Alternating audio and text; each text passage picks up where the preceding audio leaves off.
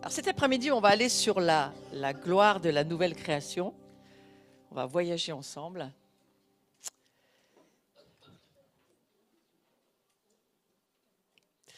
Et prions que chacun d'entre nous, prions-le avec foi, puisse pas seulement voir cette gloire de loin, mais entrer dedans encore plus que ce que nous y sommes déjà d'une certaine manière. Et il y a une question qu'on pourrait se poser, c'est quelles sont les raisons pour lesquelles Christ a institué cette nouvelle naissance d'eau et d'esprit? Pourquoi est-ce qu'il a pensé ça? Pourquoi est-ce qu'on doit naître d'eau et d'esprit? Alors il sera bien sûr question de la nature charnelle et de la nature spirituelle, des réalités invisibles, mais parfois les invisibles deviennent plus vrais et plus réels que les visibles pour nous qui avons la foi, qui sommes des hommes et des femmes nés d'eau et d'esprit, justement. Et on va parler de cette création glorieuse dont il est question dans l'Écriture. Le Christ a posé l'antinomie, parce que c'est vraiment une antinomie entre la chair et l'esprit dans la foi chrétienne. Antinomie, ça veut dire la contradiction, l'opposition. C'est vraiment quelque chose d'opposé, la chair et l'esprit.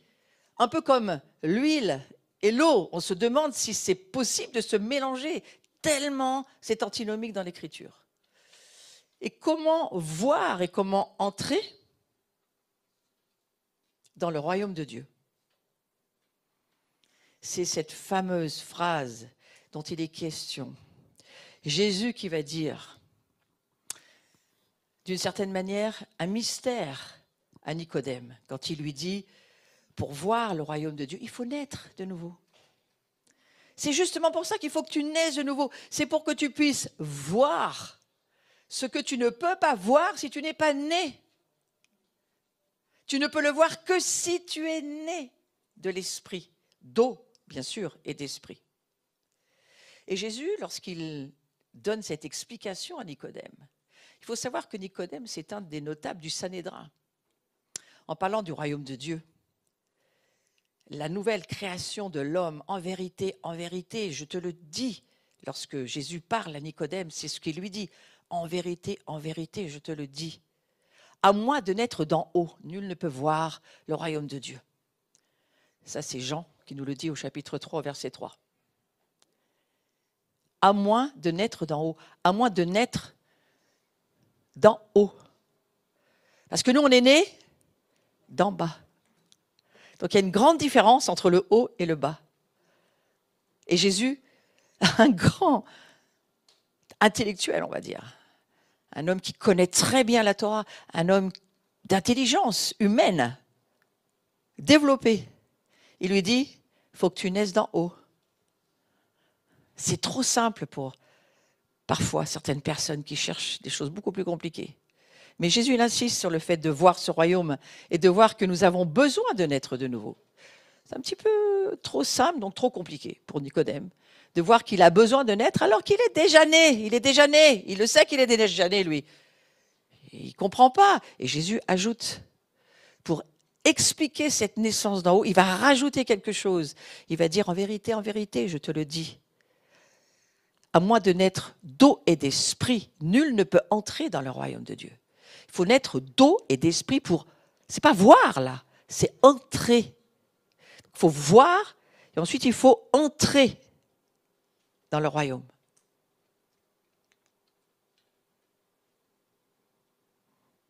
Est-ce que tu vois ce royaume? Est-ce que tu entres dans ce royaume? C'est cette expression qui rend compte de l'effet divin et extraordinaire du baptême, finalement. Il faut naître d'eau. De quoi on parle? D'eau. Oui, il y a une affaire d'eau dans la nouvelle naissance. Et une affaire aussi d'esprit. On pourrait le dire d'une autre manière. Pour souligner la différence entre une personne née de la chair et une personne née de l'esprit, une personne née d'en bas et une personne née d'en haut, Jésus dit encore ceci, ce qui est né de la chair est chair, et ce qui est né de l'esprit est esprit. Jean 3, 6. Il essaye de faire comprendre à Nicodème, ce qui est charnel reste charnel et ne t'amène que dans le charnel. Le charnel ne peut pas atteindre le spirituel, ne peut pas le fabriquer, ne peut pas le faire venir. Il faut naître pour cela. Il faut naître dans une autre dimension. On pourrait le dire autrement, on pourrait dire ceci. Nous sommes chairs, et si nous naissons de la chair, nous sommes chairs, mais nous sommes gloire si nous naissons de l'Esprit Saint. Nous sommes plus chers. J'ai bien dit nous sommes. Je n'ai pas dit nous avons un peu d'esprit dans la chair. Pas ce que je suis en train de vous dire, ni Jésus, ce qu'il est en train de dire à Nicodème. Il n'est pas en train de dire à Nicodème, tu as un peu de l'esprit dans la chair humaine que tu es. Non, ici il est question d'identité. Si nous naissons dans la chair, nous sommes chairs. Chair, on va l'expliquer d'une manière très simple, la chair dans la compréhension biblique, c'est le corps et l'âme. L'âme, c'est la personnalité de quelqu'un, c'est la personne. C'est la volonté, l'intelligence et les émotions. V-I-E. L'âme, c'est la vie, pour s'en rappeler. Donc, ce qui est né de l'âme, de la chair, de ton père, de ta mère, reste chair. Tu ne peux pas voir ni entrer dans le royaume alors que tu es dans la chair. Pour ça, Nicodème, il faut que tu naisses d'eau et d'esprit pour voir et entrer. Il faut naître d'en haut, et il précise, naître d'eau et d'esprit pour entrer dans la nouvelle personne, mais pas seulement nature, que tu deviens. Là, on parle d'affaires de nature. La certitude biblique est écrite que nous sommes des êtres spirituels, que nous n'étions pas avant cette naissance d'en haut. Nous sommes donc des êtres spirituels de gloire. Pour devenir des êtres spirituels de gloire, il faut naître d'eau et d'esprit. Et là, il y a l'affaire du baptême qui est là. Il y a pas seulement tu donnes, Romains 10, tu donnes avec ton cœur, avec ta bouche, tu confesses, tu donnes avec ton cœur ta vie à ton Sauveur, à ton Seigneur, tu nais à nouveau là, tu nais à nouveau, il faut naître à nouveau. Tu vois le royaume de Dieu parce que ça y est, la foi est là. Et les yeux de tes entrailles commencent à voir ce que tes yeux humains ne peuvent pas voir. La nouvelle naissance, elle t'ouvre un univers spirituel et elle te fait devenir un être spirituel que tu n'es pas avant d'avoir donné ta vie à Jésus. Tu le deviens lorsque tu le dis et que tu le crois. Et là, tu nais d'en haut. Et là, tu as un échange de nature, c'est toute l'histoire de la croix. La nature de péché, Jésus va la prendre pour t'échanger sa nature divine.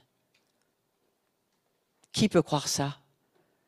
À part un esprit réveillé. La chair ne comprend rien à ce que je dis là. L'esprit dit oui, amen. Je sais que je suis à Jésus et que je suis un être spirituel vivant. Donc on a besoin de cet échange à la croix, je vais y revenir, mais personne d'autre que Dieu ne peut changer notre nature, qui était celle d'un pécheur, avant de rencontrer Jésus. Et Jésus va nous permettre de naître d'en haut, de naître d'eau et d'esprit, pour ne plus avoir à subir la nature de pécheur que nous étions, pas que nous avions, que nous étions, c'est une identité. Nous étions des pécheurs. Et cette nature de pécheur, vous pouvez aller tant de fois que vous voulez à la messe ou à l'église, au culte ou je ne sais où il y a des croyants qui sont là. Si vous n'êtes pas né à nouveau et si votre esprit n'est pas né d'en haut, vous vous dites chrétien, mais vous n'êtes pas né à nouveau. Donc vous êtes des chrétiens pas nés. Je peux amener mon chien, moi, ici dans cette salle. Il ne pourra jamais devenir un être spirituel. Oh, il pourra chanter, ou mon chat, miaou. Ce n'est pas pour ça qu'il sera né d'eau et d'esprit. Donc, est-ce que vous saisissez dès maintenant le miracle que vous êtes devenu si vous avez donné votre cœur, vos pensées, votre volonté, vos émotions au Seigneur. Vous avez dit oui, Jésus, viens dans ma vie. Je comprends que je suis un pécheur, mais je comprends que tu deviens cette nature de péché pour que moi je ne le sois plus et que je devienne un saint qui pêche de moins en moins.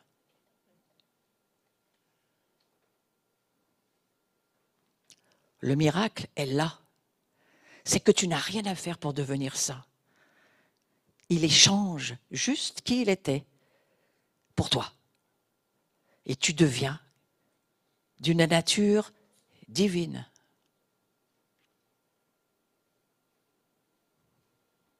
Ça demande un miracle, mais c'est ce qui se fait puisque c'est la Bible qui le dit. Et ce qui va être régénéré, au moment où nous naissons d'eau et d'esprit, c'est notre esprit. Pourquoi ? Parce que Dieu est esprit. Dieu n'est pas autre chose qu'un esprit. Donc il produit et reproduit qui il est. Donc lorsque tu lui donnes ton cœur, lorsque tu lui offres la possibilité de venir chez toi, dans l'esprit qui était en toi mais qui était mort, qui n'était pas vivant, qui ne connaissait pas, qui ne voyait pas, qui n'était pas entré dans le royaume de Dieu, lorsque tu lui donnes cette opportunité et que tu l'accueilles, il vient et il t'amène avec lui qui il est et tu deviens qui il est, que tu sois d'accord ou pas. Avec ce que je te dis, c'est ce qui se passe. C'est la Bible qui le dit. Nous devenons d'une nature divine dans notre esprit. Et Satan, là, il prend la migraine. Mais plus nous. C'est le diable qui peut se faire du souci, d'une certaine manière. Parce que si le monde chrétien, converti, né à nouveau, né de l'esprit, sait qui il est, Satan, là, il va commencer à perdre ce qu'il pense qui lui appartenait. Ce n'est pas le nom qui te change, c'est la révélation. Ce ne sont pas des informations qui t'ont fait comprendre qui tu étais, c'est les révélations que t'accorde le Saint-Esprit qui te font devenir qui tu es si tu le crois et si tu changes tes opinions. C'est ce que j'appelle la repentance. La repentance, c'est changer nos opinions pour prendre celles de Dieu.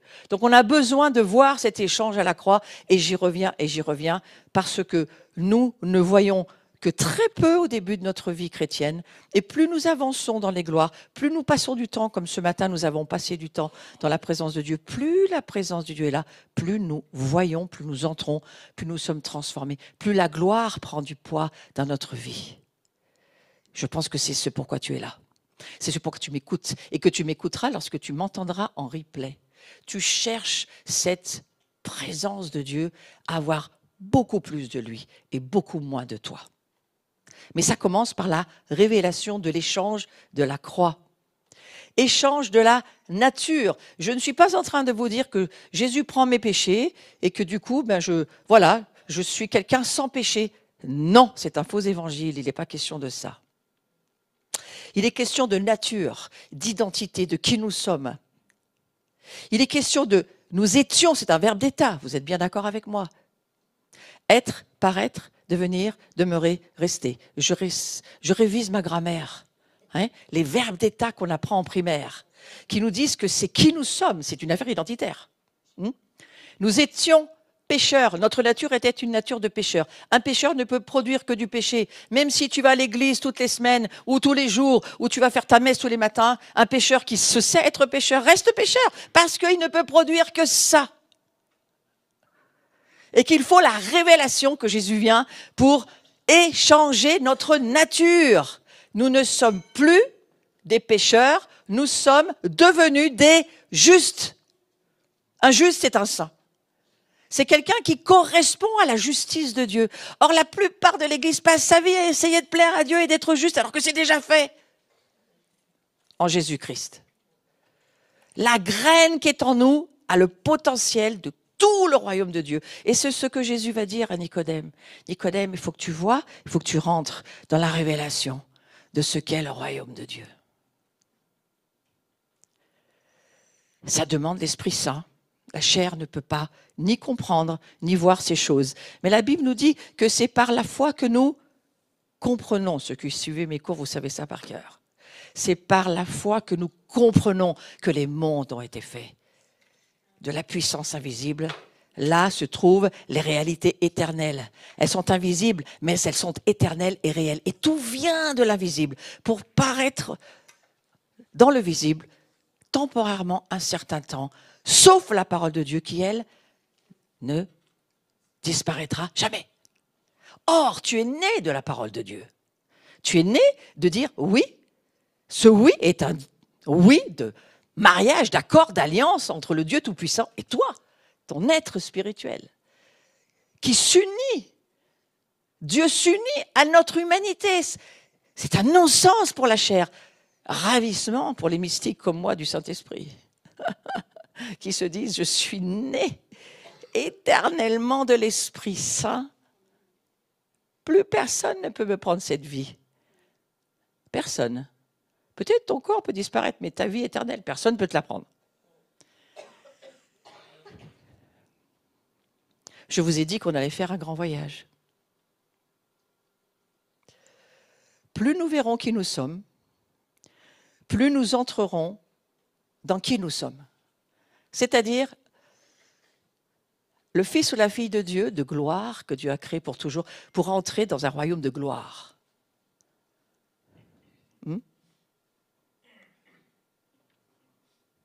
Je suis de la nature de Dieu.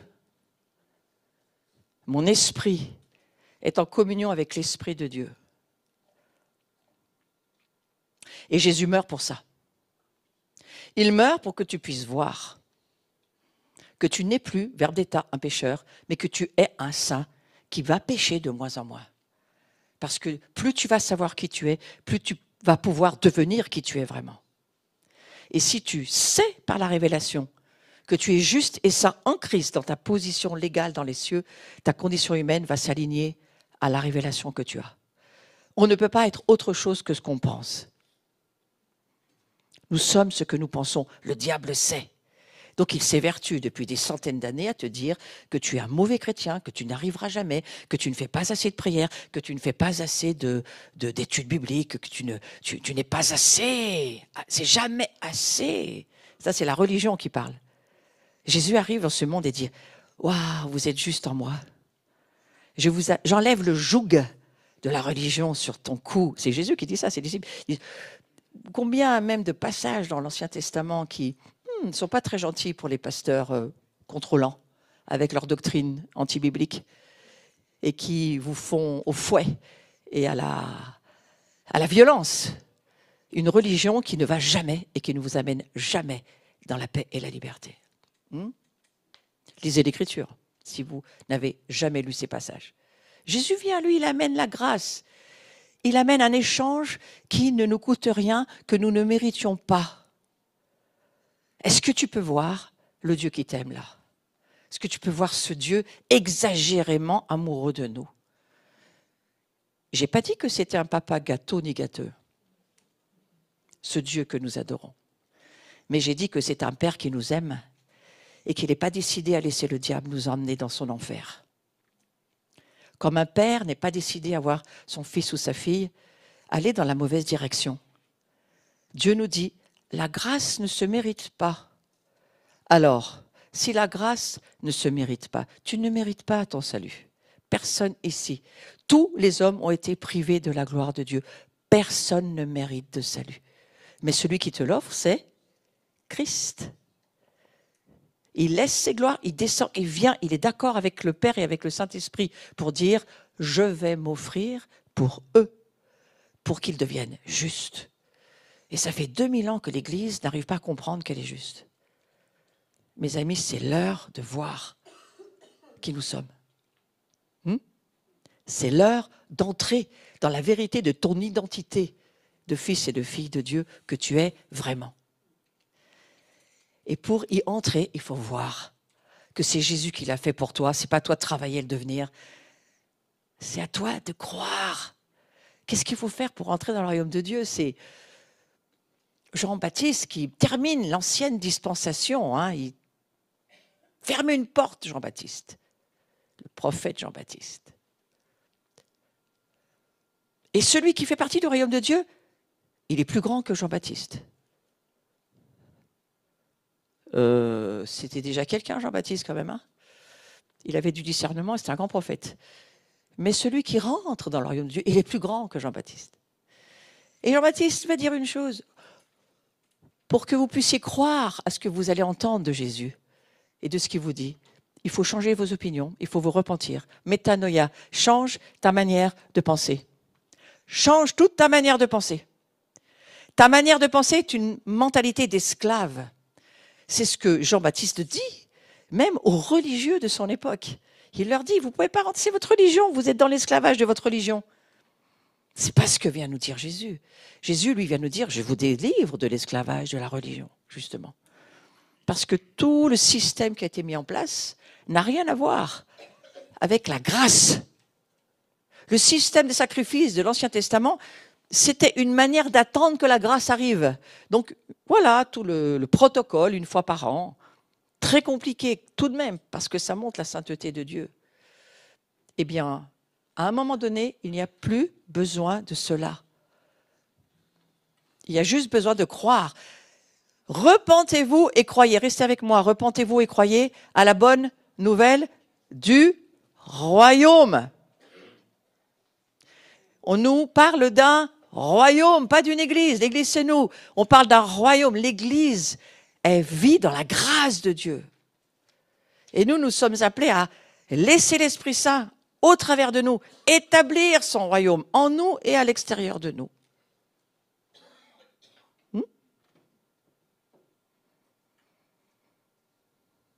Il faut voir pour entrer dans la gloire de Dieu. Il faut la voir. Je vous parle de la même chose. Le royaume de Dieu, c'est la gloire de Dieu.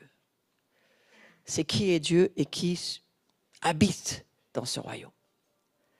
Et le Père savait que tous ses enfants ont été privés de la gloire de Dieu. Privés parce que il y avait ces sacrifices d'animaux tout le temps, une fois par an, il fallait recommencer tout le temps. Les Lévites ne s'asseyaient jamais. Le service sans arrêt. C'est ce que provoque la religion du reste. On ne s'arrête jamais, c'est jamais assez, ça va jamais, on n'est jamais arrivé, ça va à une désespérance. Mais il tenait bon parce que c'était un protocole de Dieu, de miséricorde, en attendant que le Messie arrive. Et lorsque Jésus arrive, c'est la fin des sacrifices d'animaux. C'est juste le début des sacrifices de louange.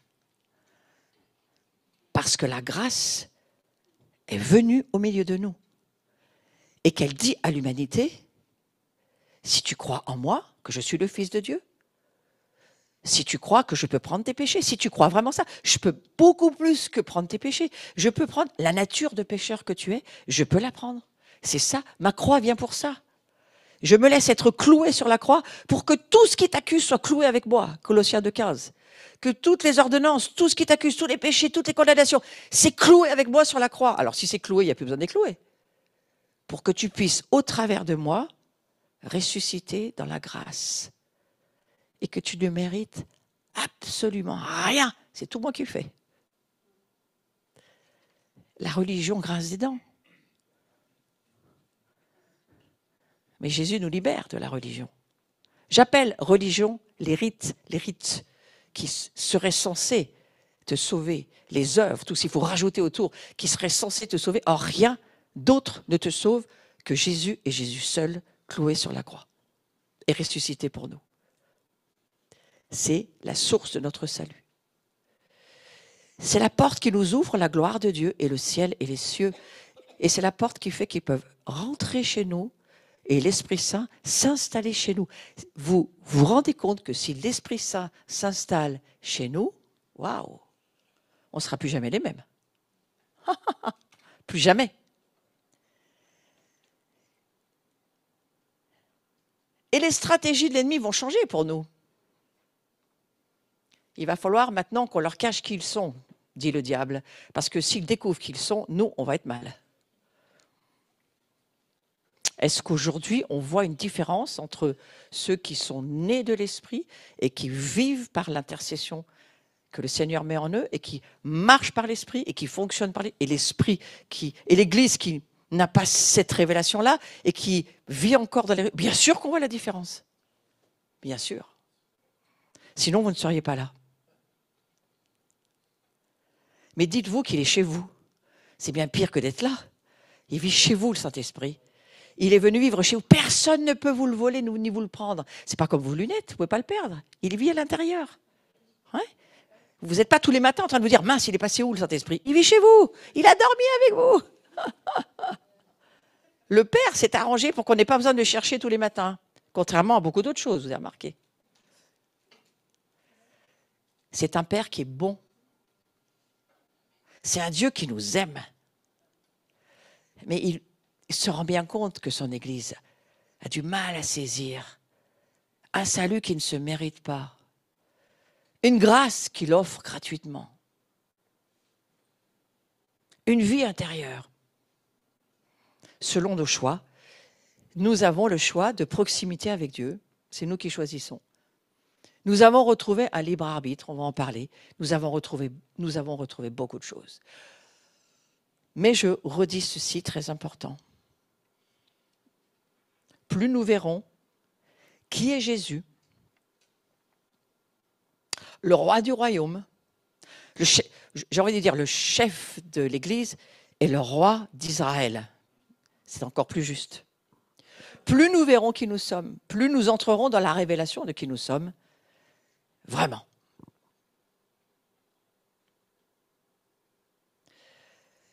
Je nous invite à entrer dans les mystères de la révélation. Quelle est la différence entre une information et une révélation? L'information, c'est au niveau de l'âme. C'est au niveau de tes pensées personnelles, dans ta personne. C'est au niveau de ton moi. Les révélations, c'est au niveau de l'esprit que tu es devenu.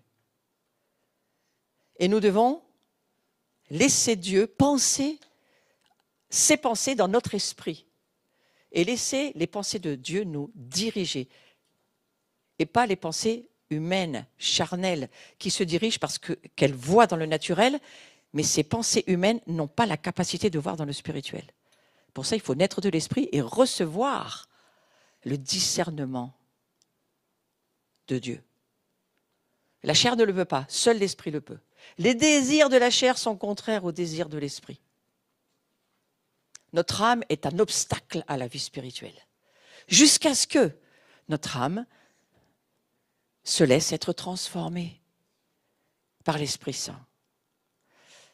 Alors l'âme, elle s'éduque, elle peut devenir intelligente, gentille ou méchante, ça dépend. L'esprit, lui, ne reçoit pas des informations, il reçoit des révélations qui sont transformatrices. Dès que ces révélations, nous les pratiquons, nous sommes transformés. Et dans la présence de Dieu, la révélation, elle est partout, elle est omniprésente. C'est pour ça qu'on est transformé de gloire en gloire lorsque nous adorons Dieu. Plus nous entrons dans la révélation de qui nous sommes, l'œil ne voit que ce que l'esprit est prêt à comprendre. J'ai bien aimé cette réflexion. Et c'est intéressant de penser à ça. Est-ce que notre esprit est prêt à comprendre? Il le peut par la foi. Seule la foi nous permet de comprendre. C'est par la foi que nous comprenons les choses spirituelles, pas par ton cerveau. C'est par la foi. C'est la foi qui fait que tu comprends que le monde invisible, que Dieu qui vit dans son ciel est plus réel que les choses que tu vois. Les choses que tu vois vont passer, elles sont temporaires. Mais Dieu, lui, il est éternel. Donc les réalités, elles sont dans l'invisible de Dieu. Et l'invisible de Dieu, Dieu te donne des yeux de la foi dans tes entrailles, dans ton esprit. Ton esprit, il n'est pas dans ton cerveau. Ton esprit, il est dans ton ventre. Et c'est là où tu vois, là où il y a ton cœur. C'est là où tu vois. Demandons au Saint-Esprit de l'aide si nous en avons besoin. Il est là, il est d'accord pour nous aider. Mais pour souligner la différence entre une personne née de la chair et une personne née de l'Esprit, nous allons lire l'Écriture. Jean 3, 6. C'est la perfection de la numérique charnelle. 6, c'est le chiffre de l'homme et 3, c'est la moitié qui lui reste. Ça vous permet de vous souvenir que ce verset, c'est un verset extrêmement important. Ce qui est né de la chair est chair. Je vous rappelle qu'il est question d'un verbe d'état, est. La chair ne peut produire que de la chair. La chair ne peut pas produire du spirituel, même si toute ton âme, elle est bien tournée, elle est volontaire, elle veut le meilleur, elle ne produira jamais des choses de l'esprit. Et elle aura même du mal à les comprendre, parce qu'elle est chair. Et que la chair ne peut pas être autre chose que de la chair. Et lorsque je parle de la chair, je parle de ton âme. J'ai mis ce dessin pour aider, si ça peut vous aider. Mais ce qui est né de l'esprit, vous voyez, on est né de la chair, mais on n'est pas né de l'esprit. Et Jésus insiste auprès de Nicodème. Nicodème, il faut naître. Et lui, Nicodème, il se gratte la tête. Hein. Il fait son mieux avec une âme surdéveloppée, super intelligente. Il ne comprend pas. Comment on peut naître de l'esprit? Comment c'est possible? Impossible pour lui d'entrer dedans. Et pourtant, il voit que cet homme fait des choses qui ne sont pas humaines. Il voit les miracles, il voit que les sourds entendent, que les aveugles voient, il voit que les paralytiques marchent, il voit tout ce qu'on raconte du temps de Jésus. Même des gars qui marchent sur l'eau, et Nicodème, il pète un câble. Il est très intelligent, Nicodème, connaît l'Écriture, donc il sait que ce n'est pas un homme. Il sait que c'est Dieu. Mais voilà ce que lui dit Jésus. Nicodème, il faut naître de l'esprit. Donc on voit que l'homme ordinaire, l'homme qui vient à la vie de son père et de sa mère, il est forcément pécheur. Mais il a la possibilité de devenir quelqu'un d'autre. Et cette proposition, elle est pour n'importe qui veut y répondre. Mais il faut naître d'en haut. Et ce même homme, né précédemment de la chair, alors directement par une décision volontaire de sa volonté et son cœur qui s'y aligne, il peut devenir quelqu'un d'autre. C'est pas normal, hein? Dites-vous quand même que là, il y a quelque chose, hein? D'extraordinaire.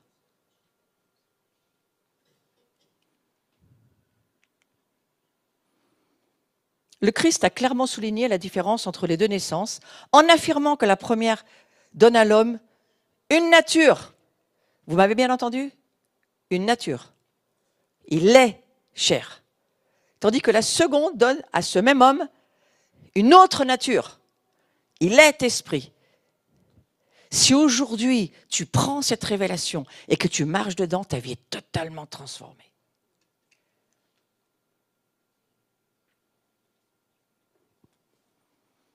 Tu deviens qui tu es par la révélation.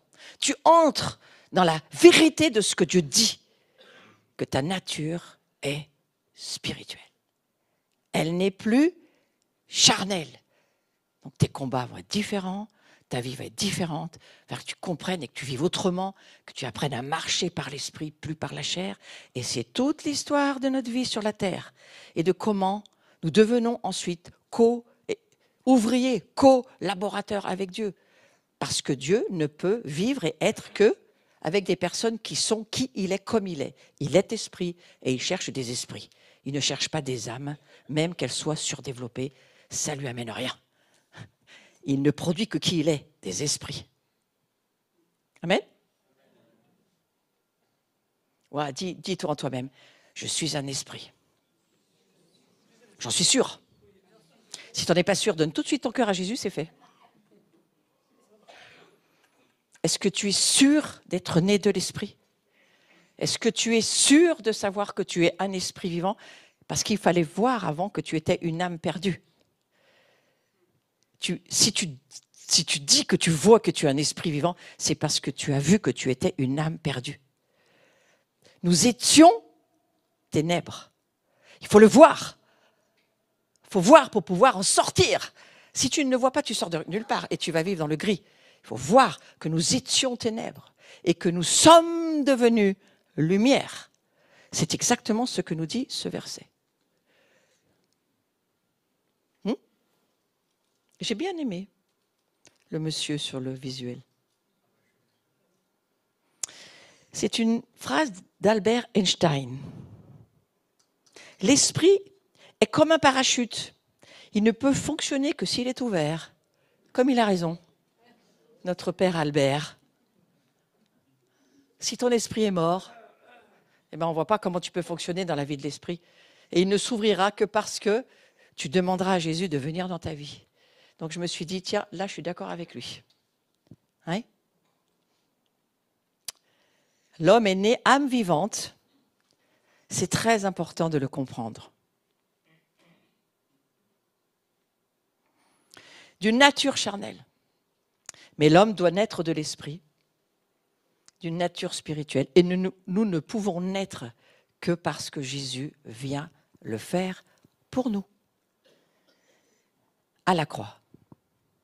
C'est la raison pour laquelle Christ a institué cette nouvelle naissance d'eau et d'esprit. Et comme je voulais répondre très clairement à cette question, je suis descendue dans cette question. Et là, vous avez 35 à 40 ans de mes révélations en une seconde. Pourquoi il faut naître d'eau et d'esprit? Parce qu'on était perdus éternellement dans les ténèbres que nous étions. Et qu'il fallait Jésus pour devenir un être spirituel. Waouh! Et quand on est sûr, plus jamais tu es quelqu'un d'autre. Quand tu es sûr que Jésus a fait cet échange pour toi, tu n'es plus jamais quelqu'un d'autre. Tu sais. Et tu peux dire avec fierté, je suis un être spirituel vivant. En voie de développement, on est d'accord. Je n'ai pas dit qu'on ne péchait pas encore un peu, j'ai dit qu'on péchait de moins en moins. Mais notre nature est une nature de sainteté, pas de péché. Lève ta main avec moi. Seigneur, télécharge-moi quelque chose là. On se branche à la Wi-Fi. On se branche à la Wi-Fi du ciel. Seigneur, télécharge-moi par ta grâce quelque chose de ce que tu es en train de me dire. Que plus jamais je ne doute de ma nature. Ma nature aujourd'hui, parce que je t'appartiens et que tu es rentré dans ma vie. Et si ce n'était pas fait, c'est fait maintenant au nom de Jésus. Je suis né de l'esprit. Et je suis d'une nature sainte. Amen. Là, on a franchi un pas dans la révélation. L'homme, il est créé à partir de la poussière. Vous savez bien que la Genèse dit, vous le savez, vous l'avez lu, que Dieu va souffler dans ses narines. Et puis la vie va venir. Et il va vivre de l'esprit de Dieu, de cette vie de Dieu. Mais dans la nouvelle création, ce n'est pas du tout comme ça. C'est presque à l'inverse. Il nous fait monter en haut. Nous naissons. Lui, il rentre dans notre esprit qui était mort. Et il amène son autorité et son pouvoir par le Saint-Esprit. Et il nous... C'est comme une fibre en fait. Il vient nous asséminer sa vie. Et il nous laisse grandir toute notre vie. En comprenant que nous développons notre nature divine, pas la nature du pécheur. Elle est clouée à la croix. Il attend que nous comprenions que nous avons besoin de développer la semence qui est en nous, mais qui était seulement une semence quand on vient à Jésus. Il faut qu'elle grandisse, cette semence. Mais cette semence, c'est Christ en nous, c'est l'Esprit Saint en nous. C'est la vie divine en nous, c'est le Zoé. Et donc cette vie, elle doit se développer et grandir. C'est pour ça qu'il est écrit, il faut qu'il grandisse et que je diminue. Qui doit diminuer? Ton âme, tes idées, tes pensées, ce que tu as envie, tout ton ego, ton truc charnel là, qui mène nulle part. Tout ce à quoi tu t'accroches toute la semaine, cloue-le à la croix, ça ira plus vite, tu auras moins de combats. Meurs vite pour que, en renonçant à ton âme, lui puisse grandir dans ta vie. Parce que c'est de la gloire dont il est question.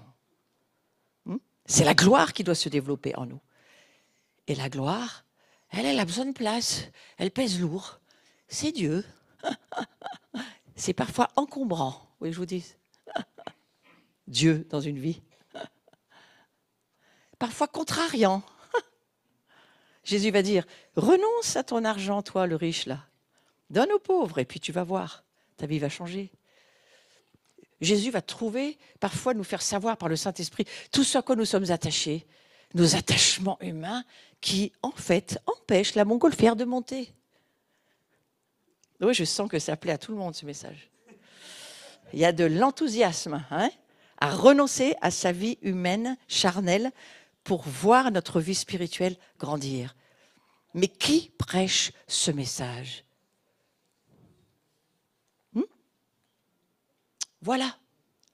Là, vous savez quoi ? C'est même pas une affaire de démons. Est-ce que j'ai parlé des démons pour l'instant ? Non ! J'ai parlé de la chair. Parce que la chair, c'est elle qui produit les œuvres démoniaques. Il ne faut pas se tromper de discernement. Les œuvres de la chair, Galates 5, 19. Et les œuvres de l'esprit, Galates 5, 22. Restez pas au 19, montez au 22e étage. D'accord ? Galates 5, 19, c'est les œuvres de la chair dont il est question. Ce que notre chair produit qui va nulle part. Les œuvres de l'esprit viennent de l'Esprit Saint. Et seul l'Esprit Saint peut les produire. Mais même vous ne pouvez pas produire les œuvres de l'Esprit. C'est l'Esprit Saint en vous qui les produit. Les œuvres. Alors la religion, elle se fatigue. Elle se fatigue à vouloir produire des choses de l'Esprit. Elle ne peut pas, elle n'a pas les moyens. C'était prévu, je pense, par la Trinité quand même. Nous produirons ce que nous voudrons, mais nous ne laisserons pas les autres produire des copies pour faire croire que c'est nous. Oui. C'est comme ça que vous pouvez voir quelqu'un de très rempli d'esprit religieux, et très gentil, puis à un moment donné, ça va exploser, la colère, ça va arriver. Paf ! Ah, tiens, c'est plus le Saint-Esprit. Vous pouvez faire semblant un moment, mais ça ne va pas durer. C'est ça qu'il faut saisir. D'accord ? On va avancer.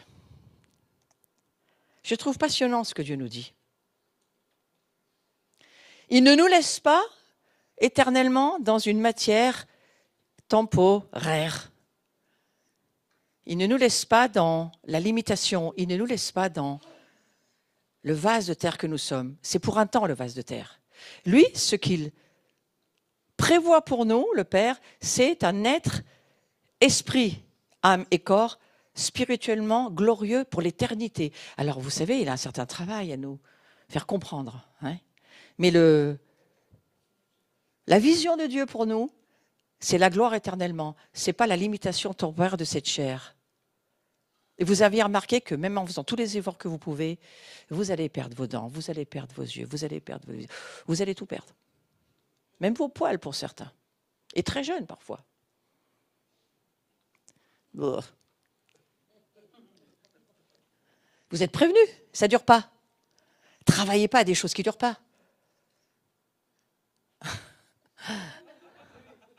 Je vois les âmes accrochées. Est-ce qu'on pourrait garder quelque chose ? Non. Le temps que tu pourras, mais pas que tu voudras. Attache-toi aux choses d'en haut, éternelles. Cherche au-delà de ton humanité ce que la Bible te propose. Je ne m'adresse pas à des bébés spirituels dans ces samedis, mais je m'adresse à des personnes qui veulent grandir dans la vie de l'esprit. Donc c'est important qu'on comprenne cela. Jésus meurt parce qu'il a un projet avec son Père de sa résurrection pour qu'un grand nombre d'autres voient et entrent dans une éternité qu'ils sont devenus avec leur Père. Une famille de fils et de filles dans la gloire de Dieu. Ça, c'est le projet de Dieu. N'oubliez pas, son projet, ce n'était pas qu'on reste des pécheurs pardonnés, instruits, qui attendons le retour de Jésus. Ce n'est pas vraiment ça. Ce n'est pas le projet de Dieu.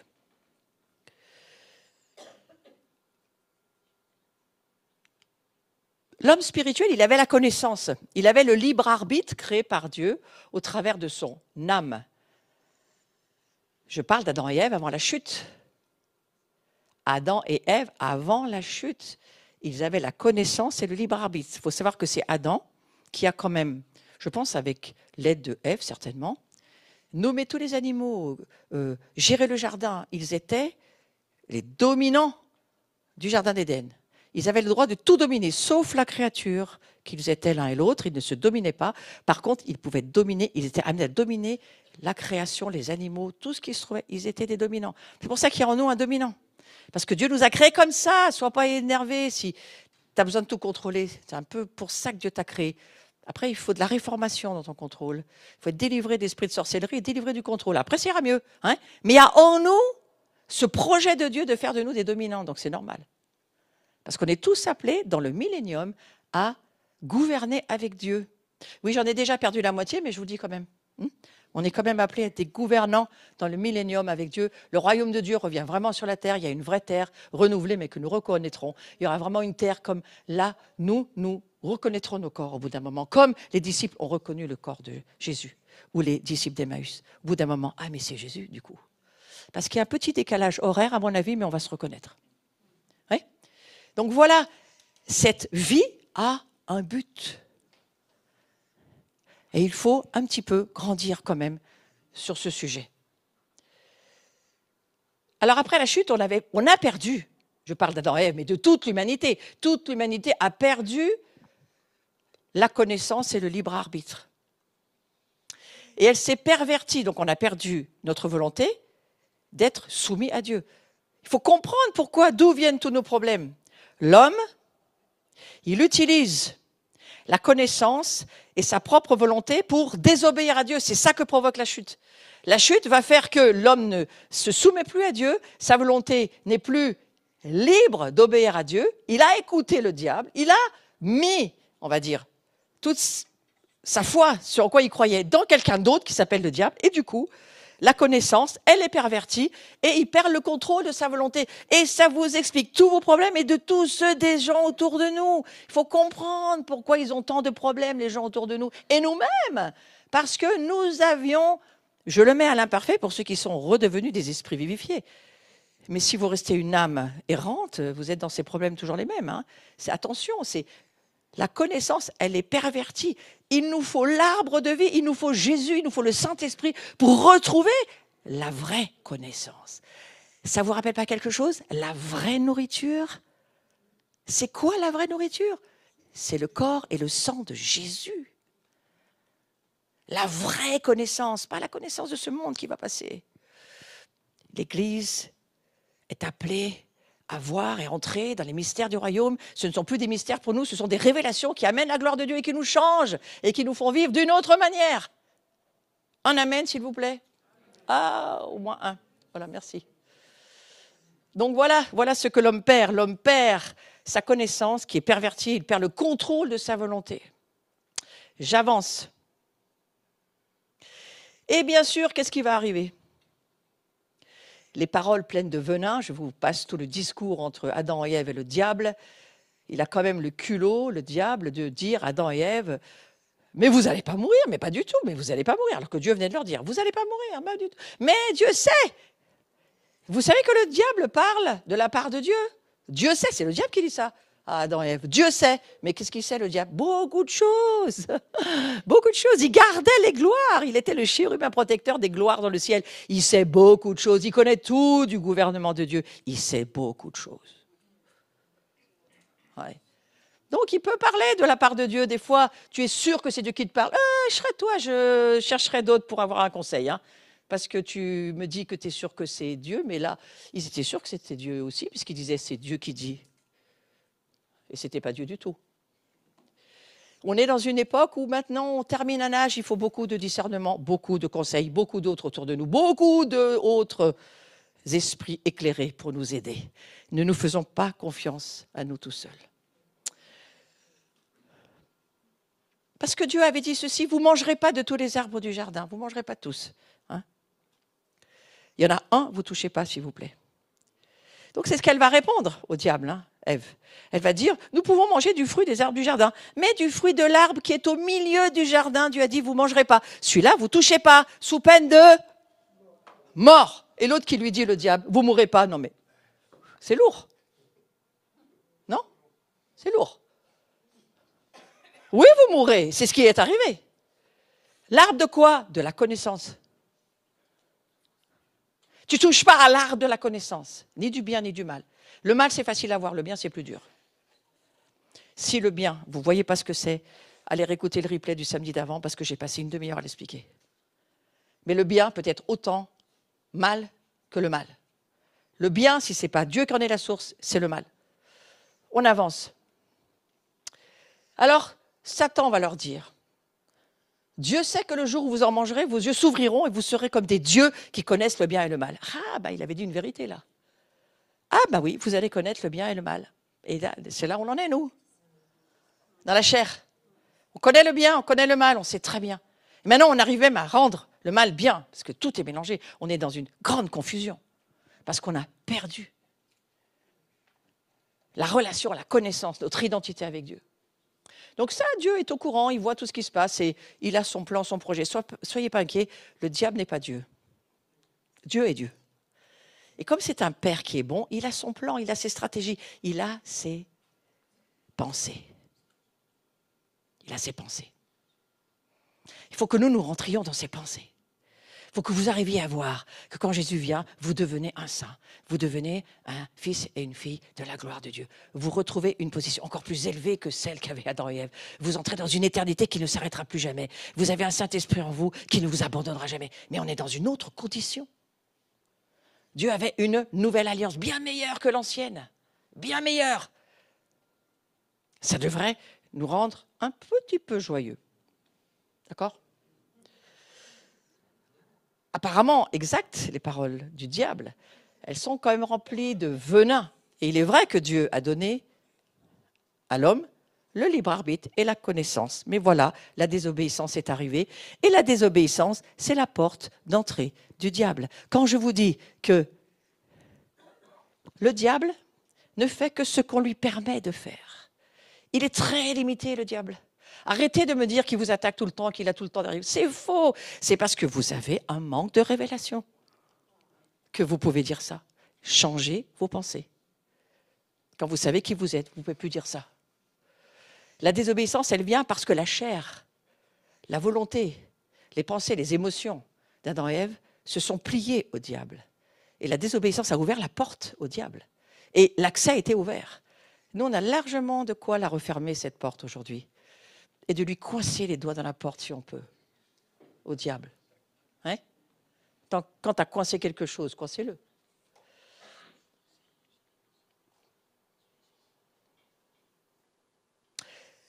La rébellion, elle entre par cette porte. Il faut régler ces problèmes de rébellion, si nous ne l'avons jamais fait dans notre vie. Elle entre par la porte de la désobéissance. La désobéissance ouvre la porte à la rébellion et l'esprit de rébellion habite dans l'humanité déchue. Cet esprit-là ne devrait plus habiter chez nous. Donc notre esprit est régénéré, mais notre âme et notre corps pas du tout. Il va falloir que nous travaillions à sanctifier par la puissance du Saint-Esprit, par notre volonté à obéir à la pensée, à la parole de Dieu, que notre âme, petit à petit, se libère des ténèbres qui y habitent et qui habitent certainement encore dans certains domaines. Un chrétien peut-il avoir des démons? Bien sûr que oui. J'ai répondu à votre question. Donc aujourd'hui, il faut se dire que nos âmes ont besoin d'être sanctifiées, purifiées. Et le fait de vouloir connaître par nous-mêmes sans la soumission de Dieu, eh bien, c'est ce qu'on appelle un esprit d'indépendance ou de rébellion. C'est la définition de cet esprit-là. Et s'ils transgressaient l'ordre divin, on parle d'Adam et Ève, la connaissance était coupée de son origine divine. Et c'est ce qui leur est arrivé. Donc leur connaissance a été coupée à partir du moment où ils se sont mis sous un autre contrôle, celui du diable. Et le libre arbitre, il a perdu ce qui le soutenait. Ces deux facultés tombent immanquablement sous la domination du démon. Le libre arbitre et la connaissance tombent immanquablement sous l'influence du démon. Pour toute l'humanité, c'est arrivé cela. C'est ce qu'a provoqué la désobéissance. Ici, on voit que l'homme, par le libre choix de sa volonté, va faire que la connaissance et le libre arbitre tombe sous la domination du démon. C'est à ce point que l'homme perd tout le contrôle de sa volonté. Nous sommes, jusqu'à ce que Jésus vienne nous chercher, sous la tyrannie du diable, de notre âme. Mais notre âme, elle est contrôlée par le diable. J'ai pas envie, je veux regarder un enfant dans un supermarché qui veut une sucette, et vous avez tout compris de l'histoire humaine. Si la sucette, il a décidé qu'il la voulait, le petit garçon, la petite fille de 4 à 5 ans, je peux vous dire qu'il va finir par l'avoir. Et s'il ne l'a pas cette fois-ci, il aura la prochaine. Ah, tu ne me la donnes pas maintenant? Mais je la trouverai d'une autre manière. Et c'est comme ça que la corruption entre et s'installe dans les cœurs. Ce n'est pas parce que vous éduquez un chien qu'il devient gentil. Il se retourne et il vous dit « vieux, C-O-N ». C'est ça que va dire le chien. Il va se retourner, vous insulter parce que vous ne l'avez pas transformé. Vous l'avez contrarié. Ce n'est pas la même chose. Donc l'incapacité d'Adam. Alors, excusez-moi, j'ai mis un peu cela pour montrer l'incapacité. Je n'ai pas trop réussi à vous exprimer le côté de notre incapacité humaine. Mais je me suis dit, ça explique quand même pas mal de choses. Parce que ça nous empêche de marcher, finalement. L'incapacité d'Adam, ça vient de la perte de sa liberté, mais ça vient aussi de la connaissance de la vérité. La perte de la connaissance de la vérité. La perte de sa liberté, mais la perte de la connaissance de la vérité. Du fait qu'il n'est plus en relation avec Dieu. C'est ton histoire si tu n'es pas en relation avec Dieu. Tu peux être chrétien, mais pas en relation avec Dieu. Tu peux te dire chrétien, mais ne pas être en relation avec Dieu. Ne pas recevoir la connaissance spirituelle. Tu peux t'appeler chrétien tant que tu veux, si tu n'es pas né de l'Esprit, né à nouveau, et que tu n'es pas en relation avec l'Esprit Saint et avoir une communion avec lui, il est question, bien souvent, hélas, du fait qu'on perd de notre liberté et de la connaissance de la vérité. L'homme perd. J'insiste, regardez où on en est. Pour ça, j'ai mis en gros intelligence artificielle. Hein, je ne vais pas faire de commentaires, on serait là demain. D'accord ? Mais il perd la connaissance et la vérité. Et la guerre se trouve entre nos deux oreilles. Le renouvellement de notre intelligence, ici on le sait parfaitement dans cette maison, Romains 12, verset 2, il faut réorienter tes pensées, changer ta manière de penser, penser comme Dieu pense pour que tu puisses avancer dans les choses spirituelles. Repentez-vous et croyez. Changez vos opinions pour croire. Vous ne pouvez pas croire jusqu'à ce que vous changiez vos pensées. Changez vos pensées, c'est lisez la Bible et pensez comme Dieu pense. Et lorsque votre pensée est contrariée par celle de Dieu, repentez-vous, ça veut dire changer. Comment je vais changer cette pensée si elle est établie chez moi? Il peut y avoir des démons, il peut y avoir des forteresses dans vos pensées. Chassez-les. Chassez ce qui habite vos pensées et qui n'est pas du royaume de Dieu. Dans les pensées humaines, il y a beaucoup de démons, beaucoup de forteresses. Nous renversons les arguments, les hauteurs, les raisonnements, les imaginations qui ne sont pas de Dieu. Nous les renversons et nous les amenons captives à Christ. C'est ça qu'il faut faire. Il ne faut pas seulement se repentir, il faut renverser par la puissance et l'autorité du nom de Jésus les pensées qui ne correspondent pas à celles de Dieu. Ça, c'est toute la guerre des pensées. Allez sur ma chaîne, tapez « Champ de bataille des pensées », vous avez, 20 vidéos à regarder. Et vous avancerez.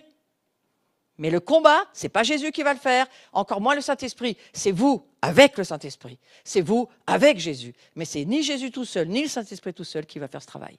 Parce que c'est vos oreilles, c'est votre corps et ça vous appartient. Et qu'il vous a donné l'autorité et qu'il ne va pas reprendre l'autorité qu'il vous a donnée.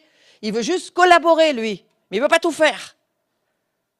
Hein? Il en a assez de tout faire. Dieu, il a dit, mais j'ai tout fait. J'ai dit, c'est accompli. Qu'est-ce qu'ils font maintenant? Qu'est-ce qu'ils attendent pour le faire? Donc c'est à nous de le faire, de changer nos pensées et de penser comme Dieu pense. Waouh! Un petit travail de toute une vie.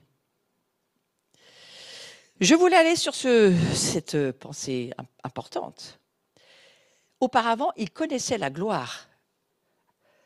Adam et Ève, l'humanité avant la chute, connaissait la gloire. Mais regardez, les hommes ont perdu la capacité de voir. Et si nous le comprenons, alors nous allons aller dans le sens inverse. Et nous comprenons pourquoi Jésus a dit à Nicodème, « Nicodème, il faut que tu vois. Tu as perdu la vision.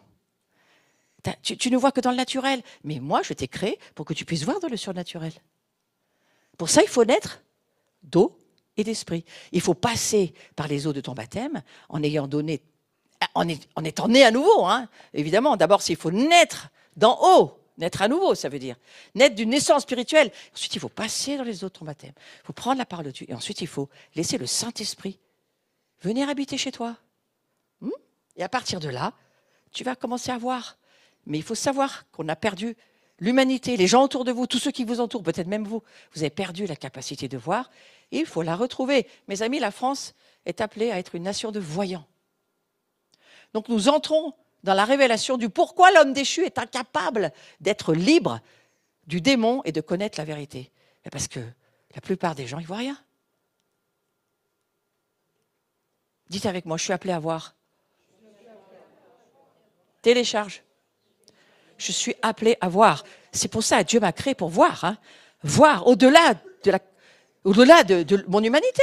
Je n'ai jamais été créé pour voir seulement le monde naturel. Je ne suis pas un être charnel seulement. Je suis un être spirituel.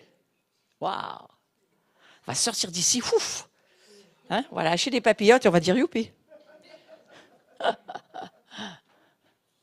Parce qu'il y a beaucoup de joie à voir qui nous sommes vraiment. Il y a beaucoup de joie dans le ciel lorsque non seulement se repent, mais entre dans la révélation de qui il est.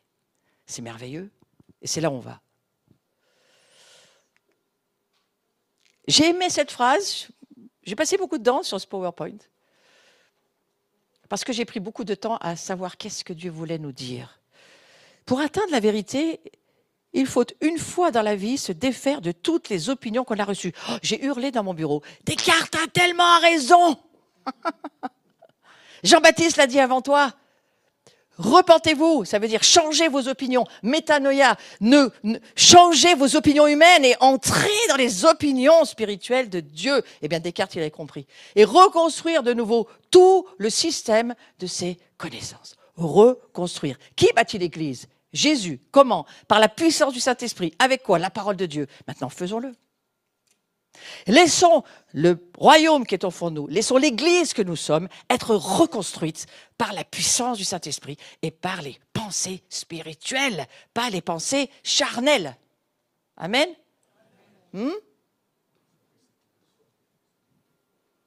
Je l'aime un petit peu plus qu'avant, Descartes.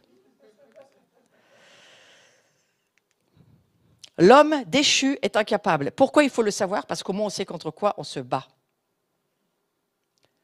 Donc je rajoute au visuel d'avant que l'incapacité de l'homme déchu, c'est de protéger sa liberté du démon à cause de la perte de son libre arbitre. On perd notre libre arbitre, on perd notre capacité de nous protéger. Vous croyez que le diable ne sait pas ? Le diable se dit, ils ne vont plus pouvoir y arriver. C'est fini pour eux.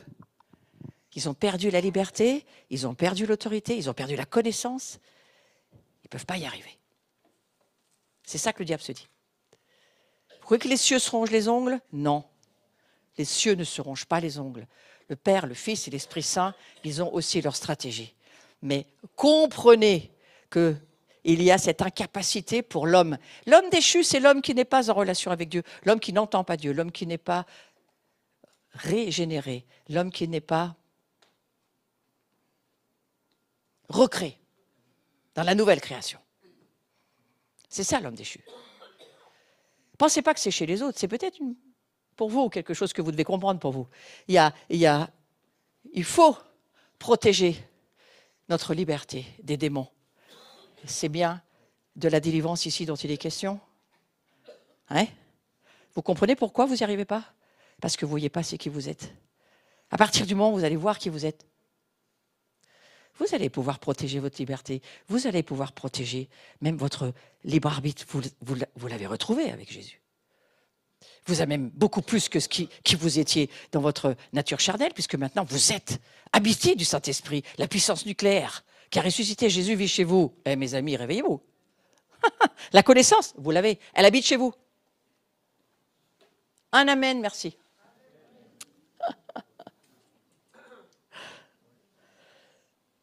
Donc la grâce, c'est quoi la grâce ? C'est une capacité habilitante de vivre en Christ.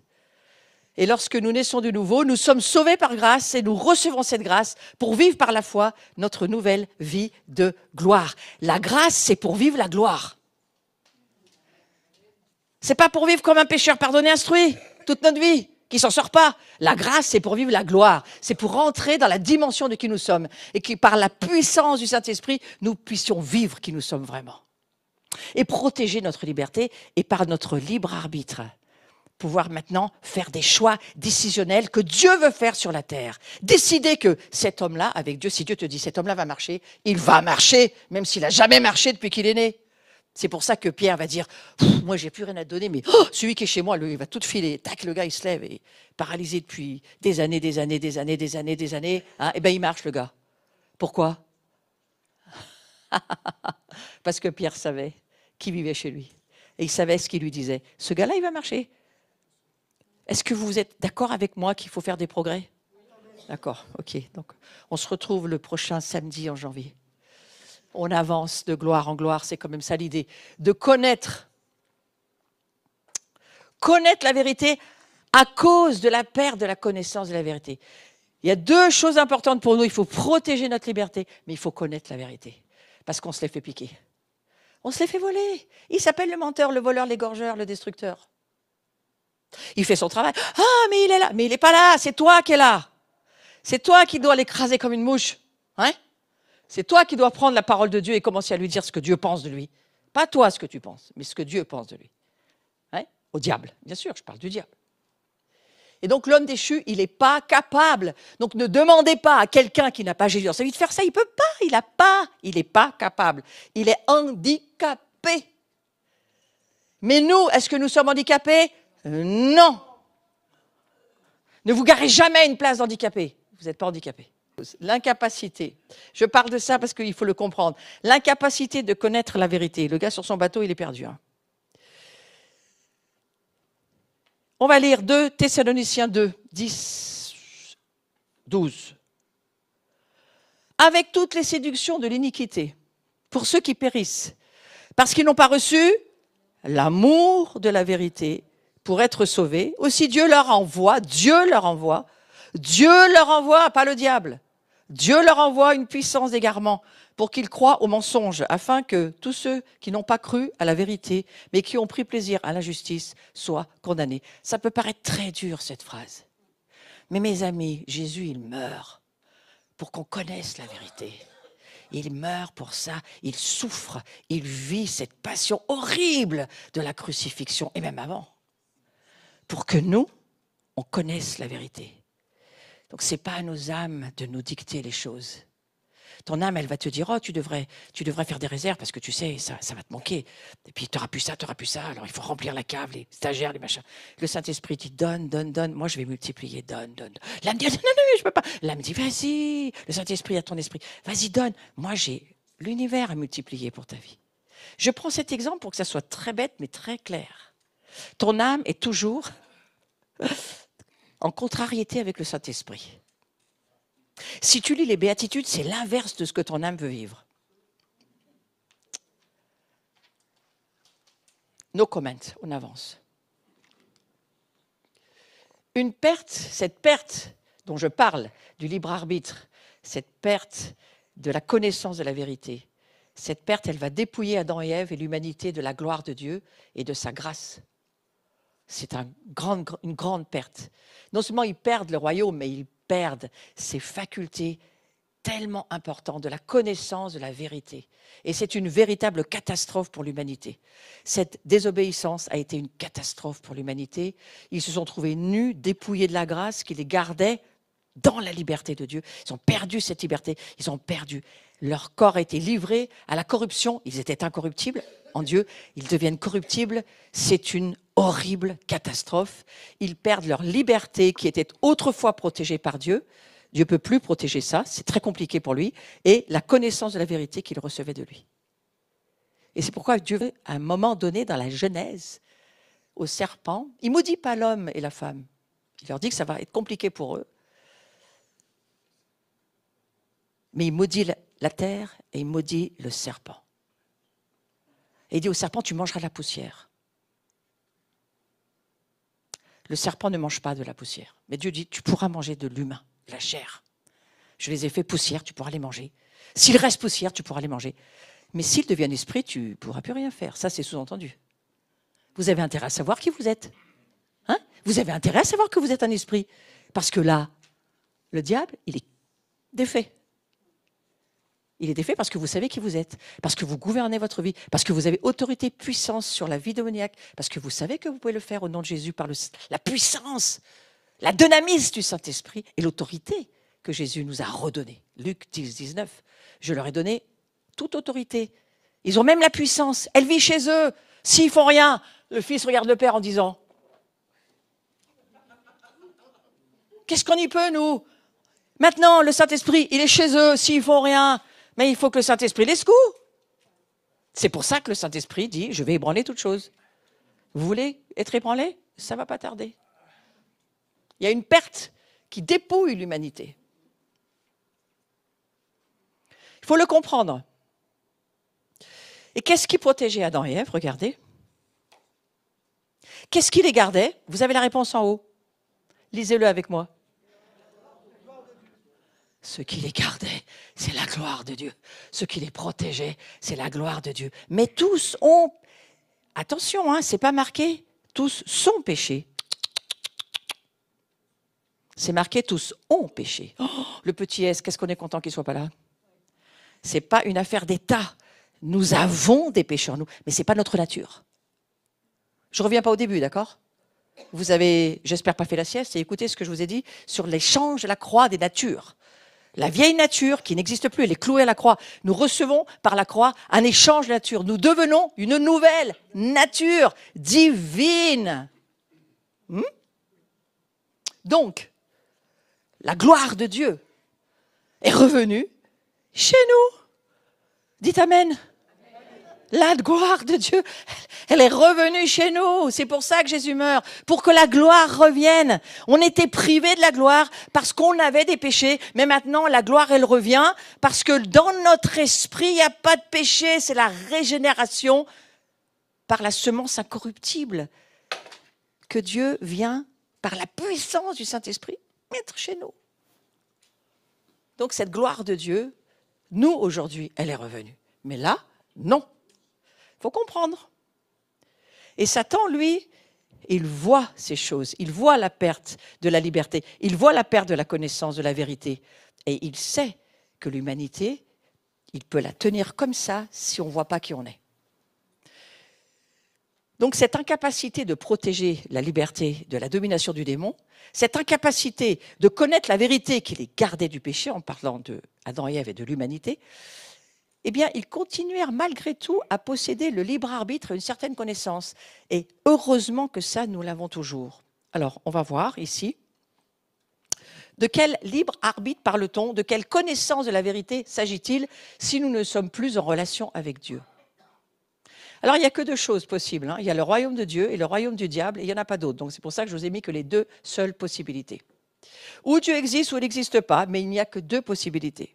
Et malgré le fait que l'homme se soit livré à cette désobéissance, aux passions terrestres, à tous ses péchés, malgré le fait qu'il était coupé de toute connaissance des choses d'en haut, malgré cela, l'homme va garder une chose extrêmement importante. Et si vous comprenez ça, ça vous sauve.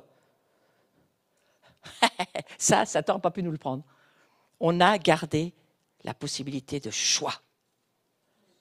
C'est pour ça que vous avez des gens qui ne sont pas croyants, mais ils choisissent le bien. Ils ne sont pas croyants, mais ils choisissent le bien. Et on a gardé la liberté de choix. Ça, on peut dire alléluia à Dieu pour ça. Parce que si on avait perdu cette capacité de choix, je pouvais. Vous savez quoi ? Le diable sait. C'est pour ça qu'il va utiliser la volonté de l'âme humaine, surtout dans la sorcellerie qui a énormément de pouvoir. L'âme, la volonté de l'homme a une très grande puissance. Vous avez des sorciers qui tuent à distance simplement par le contrôle de leur âme. Parce qu'il y a beaucoup de pouvoir dans la volonté. Alors un chrétien qui me dit « Oh, le diable m'attaque, j'arrive pas. » Stop, c'est insupportable. Oh, on n'en peut plus entendre ça, d'accord ? Personne vous attaque sauf si vous laissez faire. Vous ne laissez pas faire, mais vous ne pouvez pas trouver cette capacité en voyant qui vous êtes. La gloire avance par la révélation. La révélation. La révélation. La révélation. C'est elle qui fait avancer la gloire. Pas les informations. Vous avez beaucoup trop d'informations. Vous avancez dans rien du tout si vous avez des informations. Vous avez remarqué toutes les infos que vous regardez à la télé? Est-ce que vous avez le cerveau qui a pris du poids? Est-ce que vous avez pris quelque chose dans votre corps qui vous a changé? Non, vous êtes encombré, c'est tout. Ouais. Alors que la révélation, ça vous change tout.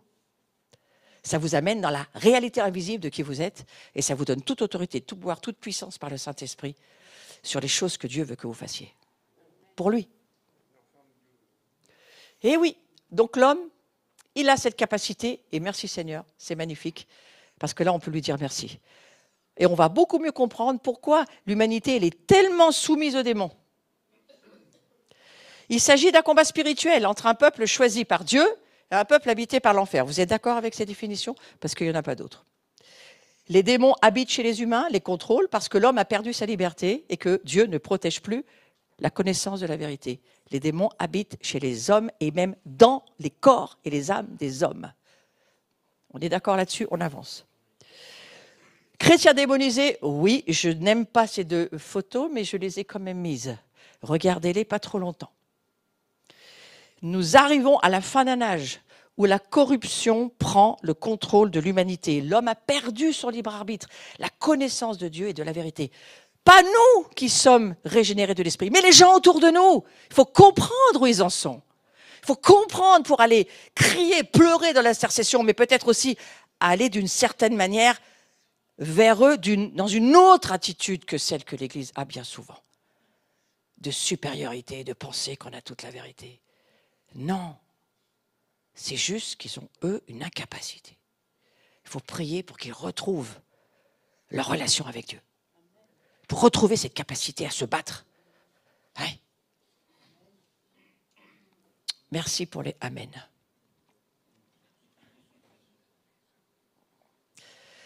Ça m'a beaucoup expliqué cela. Pourquoi Jésus va dire « Père, pardonne-leur » ? Parce qu'ils ne savent pas ce qu'ils font. Parce que l'Église des religieux a dit « Mais bien sûr qu'ils savent ce qu'ils font, mais ils le font exprès, ou alors ils le font parce que c'est des nuls. » Jésus ne dit pas ça, il dit « Pardonne-leur parce qu'ils ne savent pas ce qu'ils font. » L'homme qui a perdu son libre arbitre et la connaissance de la vérité ne sait pas ce qu'il fait. Mettez-vous d'accord avec Jésus, s'il vous plaît. Il y a un petit côté chez nous. C'est un peu facile de dire ça. Non, c'est difficile de dire ça. Ils ne savent pas ce qu'ils font. Parce qu'ils ont perdu les yeux pour voir les vérités. Amen. Dieu va démontrer sa faveur envers l'humanité, c'est ça qu'il va faire. On va rappeler l'alliance que Dieu a faite avec Noé. En Araménie, une alliance perpétuelle avec toute l'humanité, c'est une alliance pour toutes les nations en avance. Et cette alliance noachique, ça veut dire avec Noé, c'est pour nous tous, habitants de la terre, vous voyez, c'est une immense faveur, grâce. Je voudrais que vous entendiez ça juste après ce que je viens de vous expliquer avec le diable. Cette première alliance, elle est renouvelée en Jésus-Christ. Cette faveur dont il est question dans Genèse 6, elle sera manifestée par l'arc-en-ciel, dans le ciel. Dieu promet de ne plus jamais détruire l'humanité. Et il choisira un peuple, Israël, d'où viendra le Messie. Le Messie, lui, sauvera le monde. Et l'Arménie, c'est le lieu choisi de Dieu pour se reposer. Il vient faire reposer sa miséricorde. Le mont Arodae, la montagne de l'Ararat, c'est la montagne de la miséricorde. Là, on peut dire merci aux Arméniens qui ont porté des années ce lourd fardeau, mais qui est là quand même aujourd'hui. C'est l'appel vraiment de cette alliance avec tous les peuples. Mais la miséricorde et la sainte présence de Dieu s'est posée en Arménie, première nation chrétienne du reste. Ça a dû quand même faire quelque chose, hein, la preuve. Et l'esprit sous la forme d'une colombe sera libéré de cet endroit-là pour aller sur toute la terre. Bénissez les Arméniens. Ce que je rajoute et ce que je comprends, c'est que Dieu est un Père aimant et qui veut retrouver toute sa famille. Donc il va tenir cette alliance au travers du peuple d'Israël, point. Ne me demandez pas pourquoi, je ne suis pas Dieu. C'est son choix, il a décidé de faire comme ça. Et toutes les alliances qui ont été conclues avec Israël ont un seul but, un seul et un seul. Amener l'humanité à connaître que Dieu est amour et que Dieu nous aime. C'est la seule chose importante. Dieu aime l'humanité. Et la première des alliances, qui est noachique, c'est pour toutes les nations.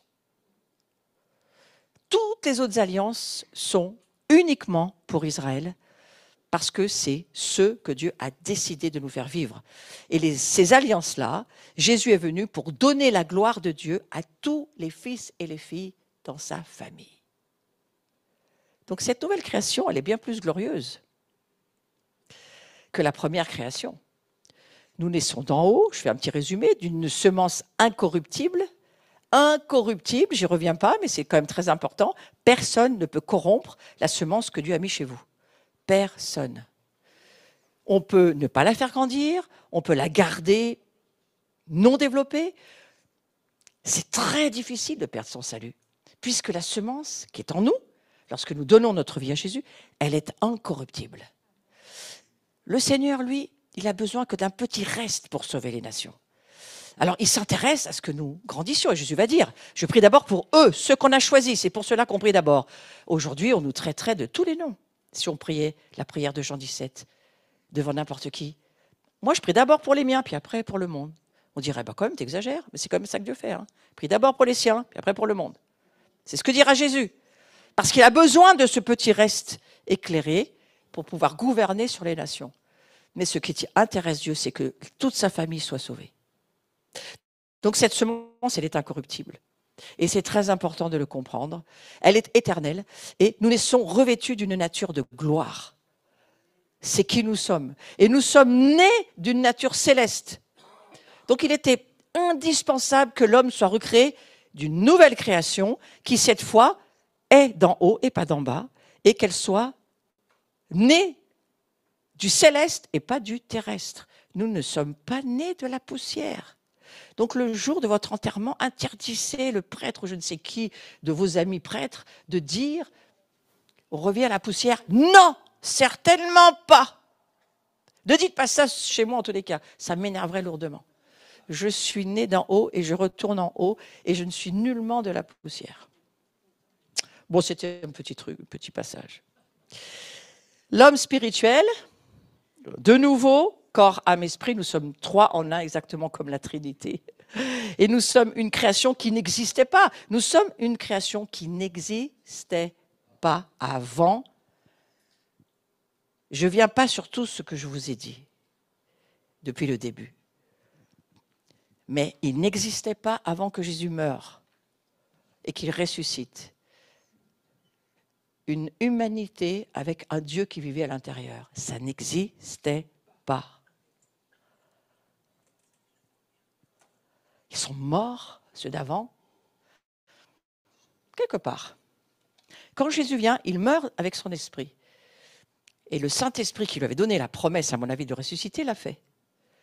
Il a ressuscité Christ d'une nouvelle race de Melchisédek, qui n'a ni commencement ni fin, qui n'existait pas avant. C'est qui nous sommes, mes amis. Si vous pouvez le voir, vous pouvez rentrer dans la révélation. Nous sommes nés d'une semence incorruptible, de la race de Melchisédek, de Christ, qui, en ressuscitant, nous a emmenés avec lui dans les lieux célestes. Nous étions choisis avant la fondation du monde. Nous étions déjà dans le corps du Messie. Nous arrivons autant nous arrivons, mais tout ça, c'était déjà écrit dans le livre. Et tous nos noms sont écrits dans le livre. Vous devriez être joyeux tous les dimanches matins. Parce que ce choix-là, il n'y a que Dieu qui pouvait le faire. Amen. Maintenant, on va faire une petite pause. Et on va se retrouver à 4h20 parce que je voudrais finir cet enseignement passionnant. À tout à l'heure.